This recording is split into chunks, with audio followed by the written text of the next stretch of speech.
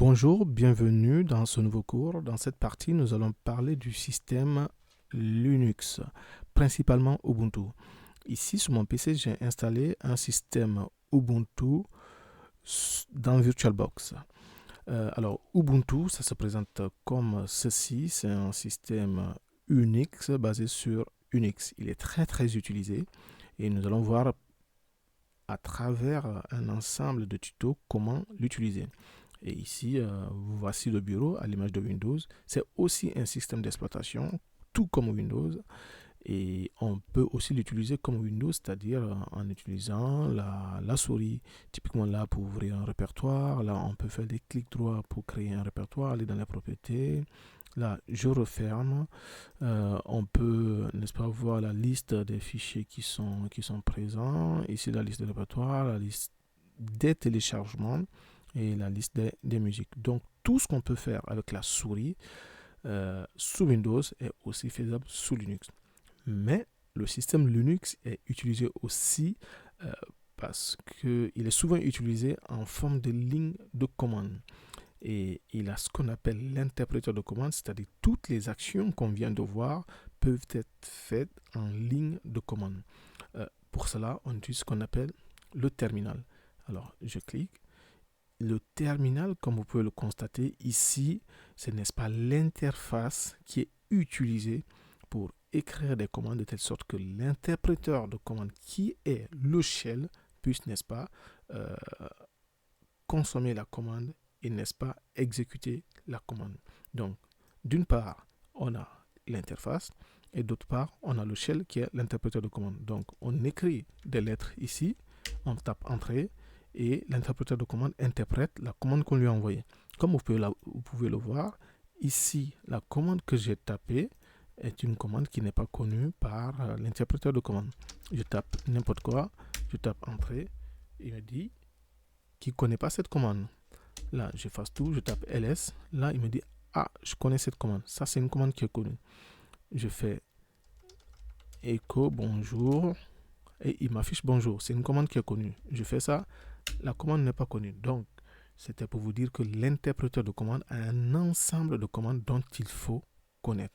Et parmi les commandes, il y en a deux types. Il y a des commandes qui sont built-in, c'est-à-dire des commandes qui sont natives, des commandes qui sont natives à l'interpréteur de commande, et des commandes qui ne sont pas built-in, c'est-à-dire des commandes, quand on les exécute, qui appellent, n'est-ce pas, c'est des commandes qui appellent des binaires. Et ce qu'il faut savoir, la différence entre une commande built-in et qui n'est pas built-in, une commande built-in, c'est une commande native qui est beaucoup plus rapide qu'une commande qui n'est pas built-in. Et pour savoir si une commande est built-in ou pas, on a la commande type qui permet de savoir si une commande est built-in ou pas. Là, si je fais type ls par exemple, là, il nous dit si ls est built-in ou pas. Et là, comme vous pouvez le constater, ls n'est pas built-in. Si je fais type cd, là, on me dit cd est built-in, c'est-à-dire qu'il vient nativement de l'interpréteur de commande. Et nous, aujourd'hui, ce qu'on va voir, c'est que quand vous utilisez Linux en ligne de commande, vous devez retenir un ensemble de commandes. Au fur et à mesure que vous utilisez le système d'exploitation Linux, vous allez utiliser un pool de commandes. Mais il n'est pas interdit que vous vouliez utiliser une nouvelle commande. Pour savoir comment cette commande est utilisée, Linux met à disposition ce qu'on appelle le manuel. Et ce manuel en question permet, n'est-ce pas, une description complète d'une commande que vous voulez utiliser. Une description complète et des exemples de la façon dont vous voulez l'utiliser. Et le manuel, pour pouvoir accéder au manuel, on n'a pas besoin d'Internet. Il est déjà intégré au système d'exploitation Ubuntu. Donc, si je fais ls pour accéder au manuel, la commande est le man. Si je tape man, l'interpréteur de commande me demande, tiens, il me manque un paramètre. Et il me dit, par exemple, si je veux connaître le manuel, je tape man. Donc, essayons de taper man, c'est-à-dire je veux le manuel de la commande man. Je tape entrée et il m'affiche le manuel.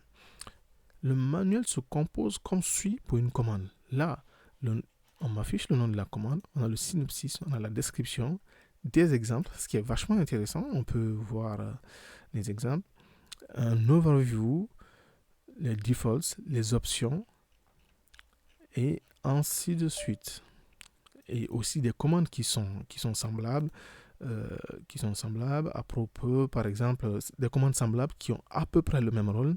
On a l'historique de la commande, les bugs, ainsi de suite. Et le man est assez bien détaillé pour une commande. Et ce qu'il faut savoir, c'est que par défaut, de façon native, le man est en anglais.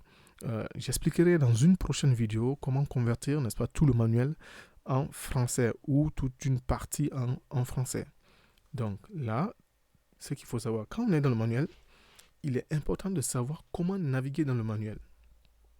Et pour naviguer dans le manuel, on utilise la flèche de bas pour aller vers le bas, la flèche de haut pour aller vers le haut. Si je veux quitter le manuel, je fais Q. Q, ça me permet de quitter vers du manuel. Là, je rappelle la commande. Et pour naviguer efficacement dans le manuel, on a aussi un help. Comme vous pouvez le voir tout en bas ici, on me dit de taper H pour le help. Donc je tape H et là je me retrouve dans le help. Et dans le help, on a toute une partie qui me permet d'utiliser le man. Par exemple, si on veut naviguer dans le manuel, si on veut rechercher quelque chose, une expression ou un pattern dans le manuel, si on veut partir à un endroit particulier dans le manuel, changer des fichiers, ainsi de suite. Donc le manuel est assez documenté, la façon dont on veut naviguer dans le manuel. Je fais Q, je quitte, je reviens dans le manuel principal. Et une des choses que vous devez savoir, le manuel a plusieurs volumes. Là, nous avons les volumes 1, 2 jusqu'au volume 9.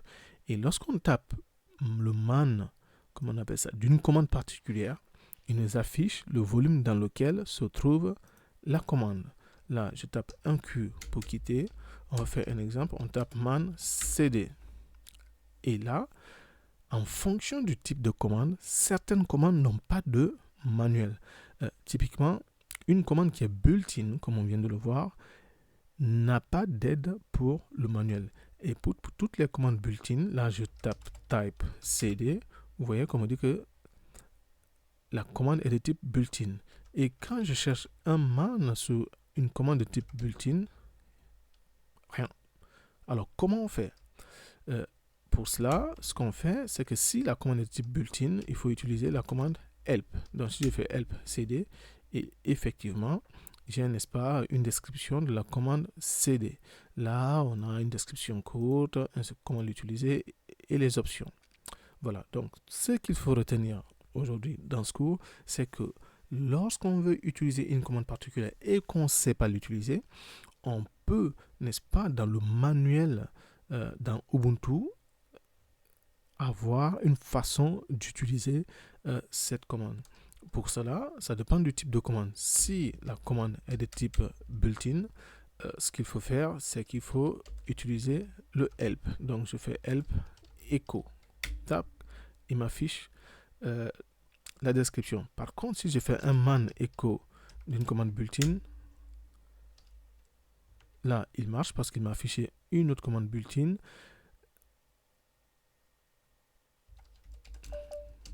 Alors, là, je reviens, je fais un man cd. cd, il n'y a pas de manuel sur cd.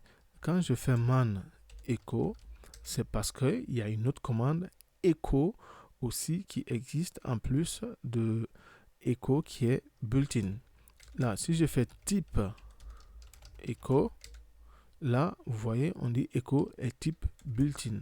Donc, je fais un help echo. Là, on a aussi echo qui est de type built-in.